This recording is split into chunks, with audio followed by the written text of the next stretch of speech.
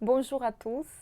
Aujourd'hui, je voulais faire une petite réflexion avec vous à propos de nos pertes. Bon, ce sujet, je trouve très intéressant parce que on souffre tous un moment ou un autre de notre vie à cause des pertes. Soit la perte d'une relation amoureuse, soit la perte de quelqu'un qui est parti, soit la perte d'argent, soit la perte des situations du passé,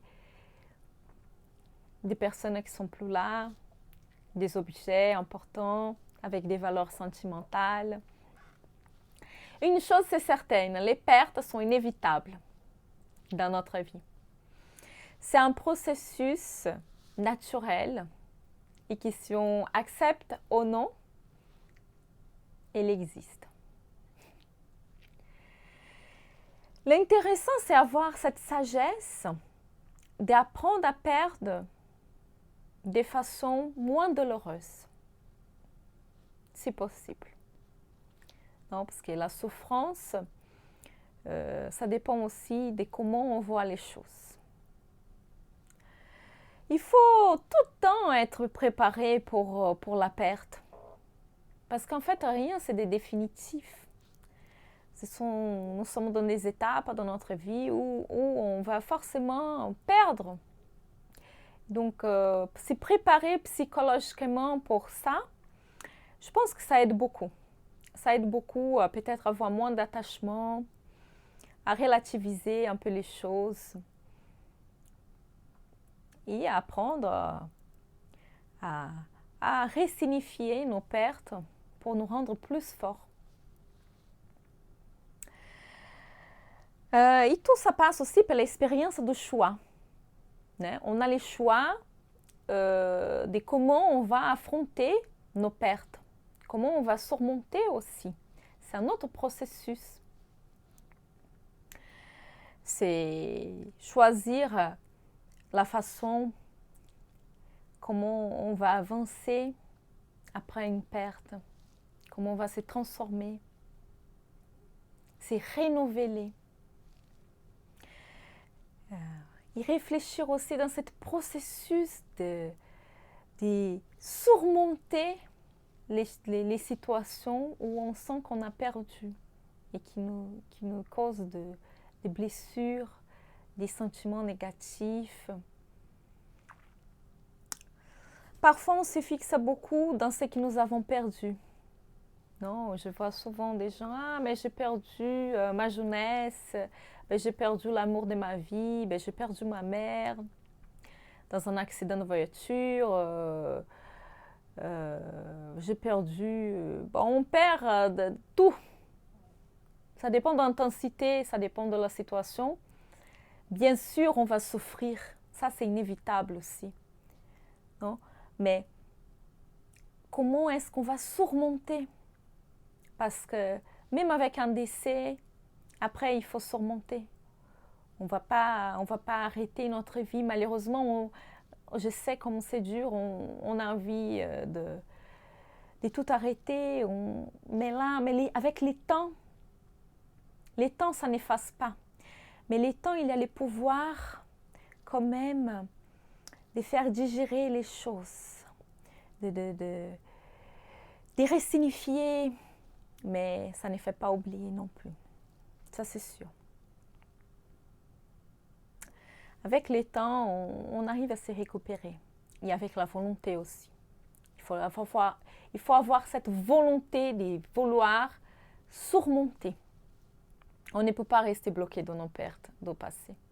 On ne peut pas. Il ne faut pas que nos tristesses, ça fait une boule d'amertume, de déception, de frustration où nous n'arrivons plus à donner de l'espace pour les nouveaux. On doit se réinventer, s'adapter, se transformer. Parce que la vie, c'est un cycle, c'est fait des étapes. Et puis, nous devons surmonter et évoluer aussi avec les étapes. Et toutes ces pertes aussi, forcément, va nous rendre plus forts. Et si on se sent trop triste, on doit faire des petits mouvements, des petites choses qui pourrait nous rassurer. Peut-être que je me sens triste aujourd'hui, je vais appeler un ami que j'aime bien, il pourrait m'écouter. Je sais c'est quelqu'un de rassurant. Ou peut-être je vais aller prendre un verre dans une terrasse que j'aime beaucoup. Peut-être je vais faire cette petite voyage, ce petit week-end que j'ai tellement eu envie, mais je n'ai pas pu le faire. Ça ne va pas nous faire oublier nos pertes. Mais sûrement, ça va nous faire relativiser. Ça va nous faire déjà sentir un peu mieux. C'est déjà un bon début. Et arrêter de se fixer et ruminer les petites pertes. Ouh, j'ai dû faire ça. Ah, comme je regrette. Ah, si je pourrais retourner dans le passé. Mais non, on ne peut pas, malheureusement. On ne peut pas toucher le passé. Même si parfois, on se pose beaucoup la question. Ah, si je pourrais, j'aurais fait ci, j'aurais fait tellement différent. Mais on ne peut pas. Aussi, mais on peut apprendre à ne pas répéter les mêmes choses qu'on n'a pas voulu les faire. On a les choix. Et c'est important de mesurer les choix qu'on a. Et le plus important que je pense, c'est de vivre les moments présents avec intensité. C'est uniquement quand on vit les moments avec intensité, qu'on n'est pas bloqué dans le passé et qu'on n'est pas sur les projections de futur, qu'on peut peut-être aussi nous apaiser, rester plus tranquille avec ce qu'on est et ce qu'on a dans les moments présents. Et essayer d'avoir la gratitude pour ce qu'on a, même si ce n'est pas l'idéal, même si ce n'est pas le plus convenable. Mais essayez d'être bien avec ce que vous avez dans les moments présents et peut-être travailler, faire des mouvements pour peut-être que les futurs soient mieux. Et parfois, mon sourire d'aujourd'hui dépend aussi beaucoup de mes larmes d'hier. Ça, c'est sûr. Il faut vivre des moments d'enfer pour pouvoir valoriser les bonheurs et la sensation d'être dans le ciel. Bon, cette vidéo, on va finir là. On reste là aujourd'hui. Et si vous avez aimé cette vidéo, je vous demande de me faire un petit like et me donner des suggestions pour mes prochaines vidéos. Et à très bientôt.